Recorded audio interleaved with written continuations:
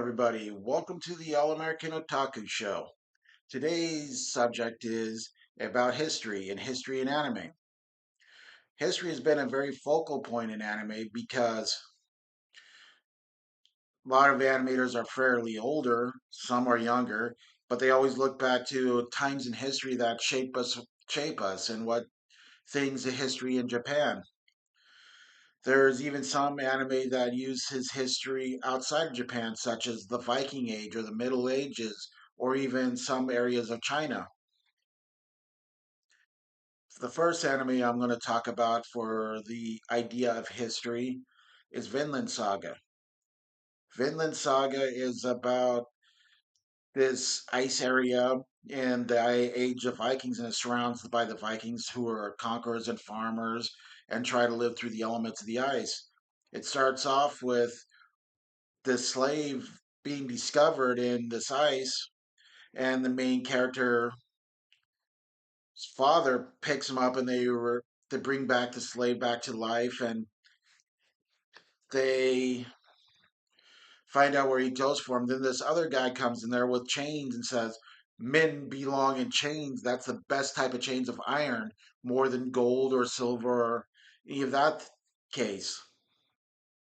The slave ends up dying after a while, after giving up several sheep and several major items as such that in the trade. And then it cuts back into where his father is going on a journey, forced into the military, which was custom back then. They go there to try to invade, and but behold, it was a setup.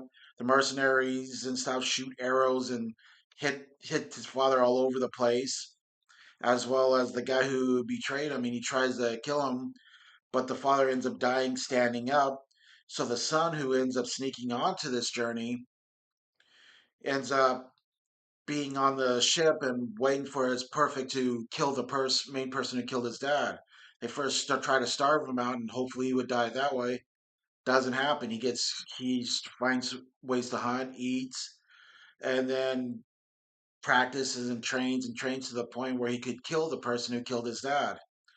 This anime goes through several generations of Vikings, and it has about 2 seasons. I haven't seen past a good chunk of season 1, and I still need to see season 2. A fairly good anime. The second anime I'm going to talk about is The Wind Rises. The Wind Rises is about the main character. It's a Studio Ghibli movie. The main character is the guy who created the Japanese Zero. During World War II, Japanese Zeros were used for kamikaze missions, bombing missions, and various of the like. It was the Japanese Zero that was used to bomb Pearl Harbor here in the States, what set up the U.S. getting involved in World War II. Before that, U.S. had no involvement in World War II and was just the wait and see thing. If that never happened, who knows how the would change, and if U.S. would have been where U.S. is today. The other Wind Rises follows the guy who created the Zero. He talks about in his early life how he always wanted to go for flying machines and create things that to betterment humanity. He never thought, okay, I'm going to create something that'll be used for war. So his life is building up to a point of creating these flying machines. He ends up meeting a girl. They end up getting married, but she ends up being really sick, where she's coughing up blood and has to be taken to hospital care and put outside and things. And eventually he goes in there and creates a Zero and finds the destruction of the Zero. And then his wife, who ends up passing, he looks back and he figures that his life was a waste, and that he should have focused more on his family than the idea of his what he thought was his true passion. This anime is a great anime, but it has some depressing and historical elements that some might find very unnerving. The next anime I'm going to talk about is called Grave of the Fireflies. This is anime takes in post World War II, right when World War II ended. and it's to go for a son and daughter of a admiral of the ship trying to survive. They go from the ant, who the ant sides to, okay, I'm going to take care of you, but treated them like they were nothing because they were putting forward uniforms to go to school and looked at them as like just a burden that was left over by their dad. This anime is really good, but very depressing. And at the end, it doesn't have a happy ending. It doesn't have the sappy moments. It's all about trying to survival and the outcomes of there's more victims of war than just soldiers and the people who are blown up by bombs. Sometimes it could be the family of soldiers and family of people or bombs that were nowhere near where the bombs were going off. The last anime I'm going to review is Roni Kenshin. Roni Kenshin takes place during the area where Japan was going from the samurai and the sword to the eye of more modernized guns and things.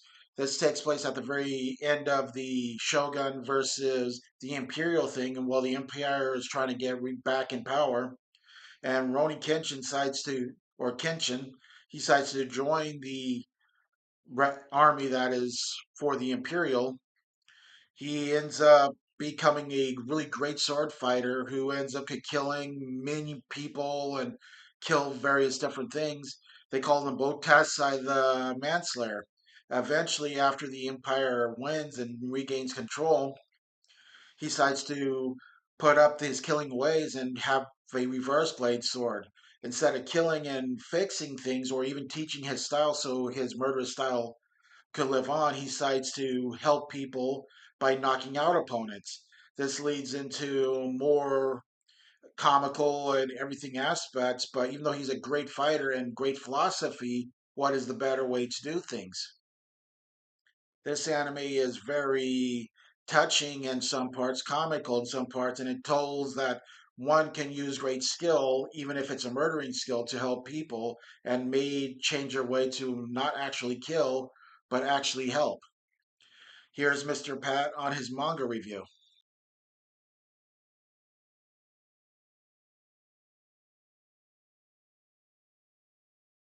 We're doing historical. I generally in historical manga, they're not really nonfiction. They're usually 90% fictional and 10% nonfiction. The one I chose is called Vinland Saga.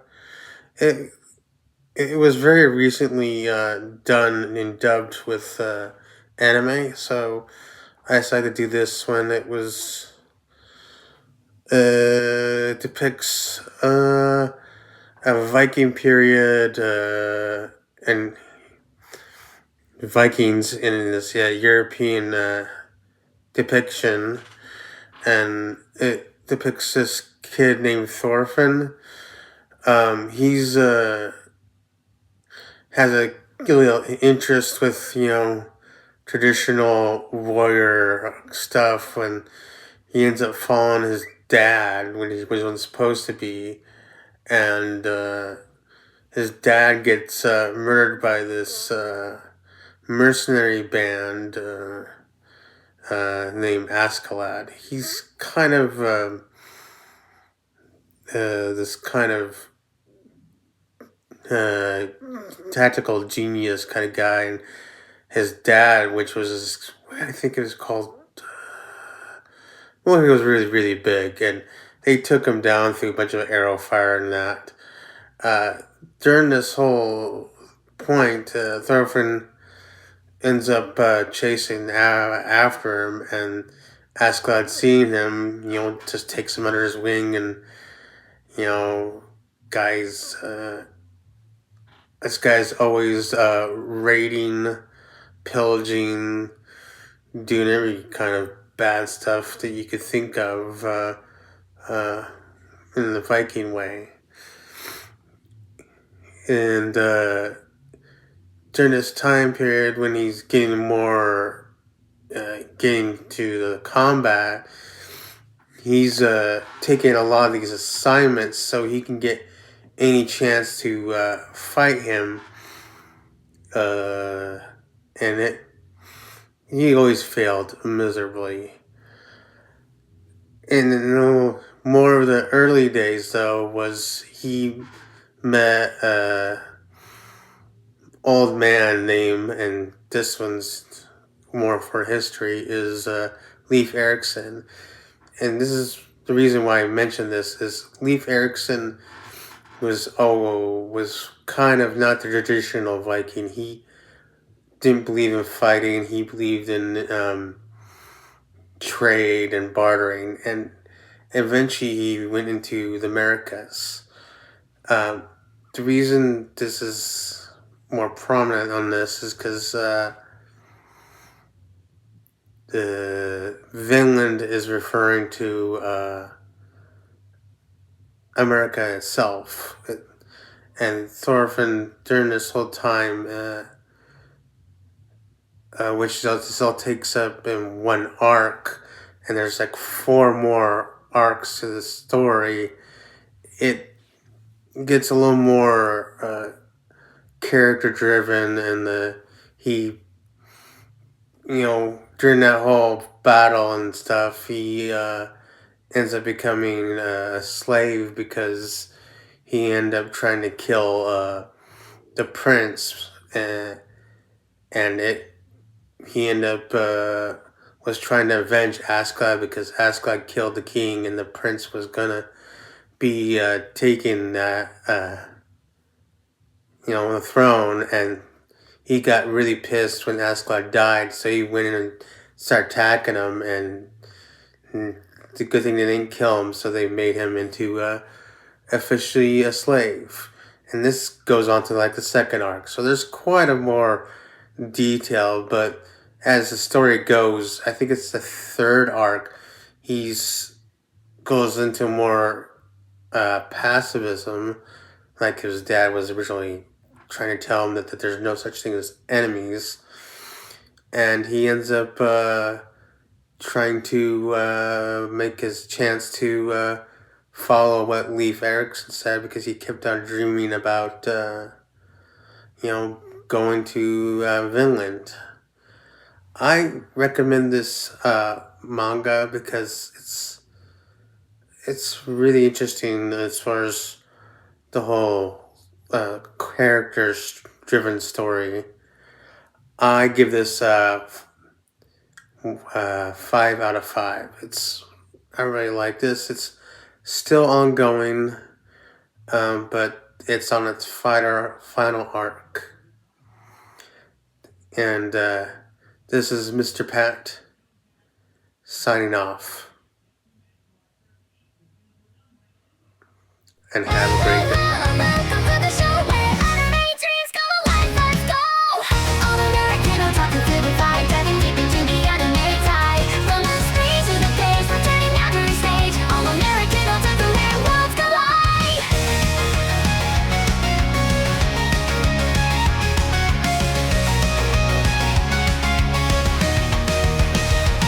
From the 90s till now, the passion's been real. Anime, manga, it's how we feel. Conventions and scenes, cooking up dreams. Japanese culture bursting at the seams.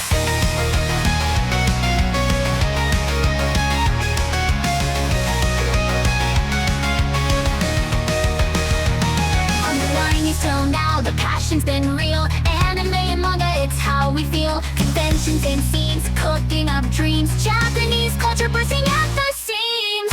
All American Otaku vivified, diving deep into the anime tide. From the screen to the page, we're turning every stage. All American Otaku, where worlds collide.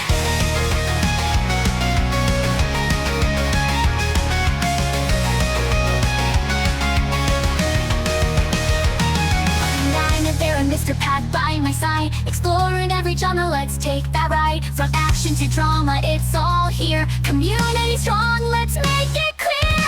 Otaku dreams, we're chasing the light, exploring new stories every day.